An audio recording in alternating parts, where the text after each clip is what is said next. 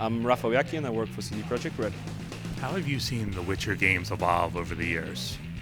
So there are two things that actually, in terms of the game and the whole universe. So Witcher 1 was basically done by 80 people. Witcher 2 was around 130, 40 people at the end. And right now we have almost 200 developers working on Witcher 3. Which is a lot and not a lot for this, scope of the game, because the game is so huge that we really need to be very focused. But at the same time, we also expanded the Witcher universe. So we have our comic books, we have our board games, we are doing a Witcher lore book. So we've grown in, when you had Witcher 1, you had to be super focused on the game. There was nothing else that we wanted to do more. And the other thing was what we just couldn't. We loved comic books, board games, but we just couldn't do it. But this time around, we want to approach it a little bit differently, in a way that there's a whole world that we want to explore, and there's just so much that you can put in a video game. So we want to expand on that, in many, many ways. What does next gen open up for you guys in expanding that world?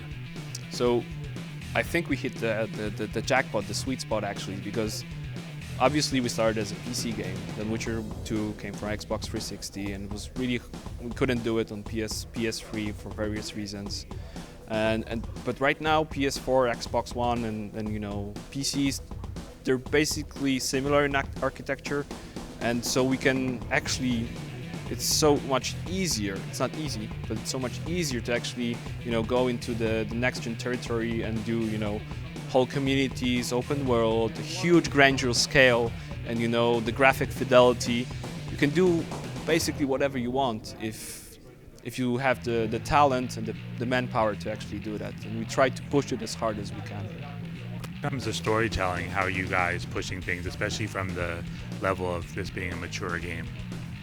The story was always the centerpiece of everything. So from Witcher 1 to Witcher 3, the story is the thing that we're most concerned about, and without the story, the game just wouldn't work.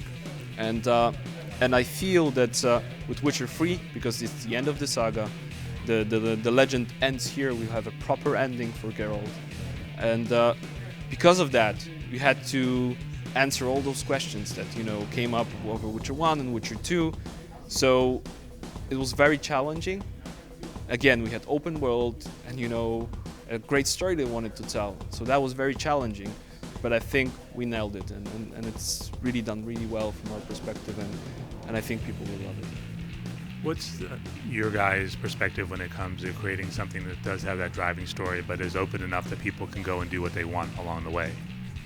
I think we try to keep it balanced in a way. So, for example, we do have something that we call the main storyline, but it's not really a main storyline, because all the quests and everything, it mixed, just like in real life. You cannot distinguish like, okay, this is the path that I'm taking, and other things that are not in the main path we don't do or something. So everything merges together, because that's your whole experience. So if you turn somebody down, maybe it will bite you in the ass. If you don't do something, then maybe, there was a village, somebody asked you there's a danger for that village, and then you said, I'm sorry, I have to carry on, and then you come back there, in a couple of hours, and it's gone. It's burnt or something, and everybody is gone, and you don't know what happened, because you chose to do a different thing. So choices and consequences are hugely importance to us, and it plays out that way, and you never know if the thing that you've chose actually is the right or the wrong thing. Because just like real life, you can try to anticipate things, when you do decisions, but you never know. So that was a real challenge, but I think it was really, really good.